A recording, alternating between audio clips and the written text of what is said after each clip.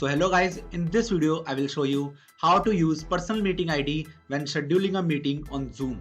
So for that guys, first of all you will need to open any web browser on your computer and then search for zoom.us.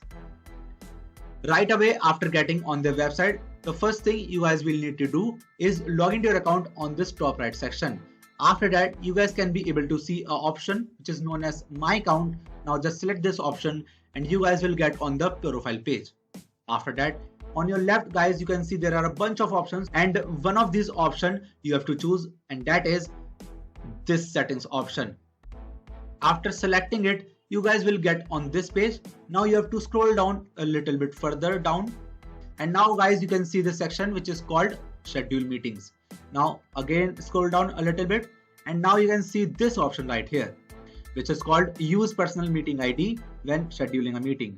Now what you have to do is just switch on this button just like that, and now you have successfully activated the feature that will help you to use your personal meeting ID whenever you schedule a meeting. So that's how you guys can be able to use your personal meeting ID when scheduling a meeting. So that's it for the video guys. If you find this video helpful, then make sure to share it with your friends and also subscribe to our channel for more such videos. And thanks for watching.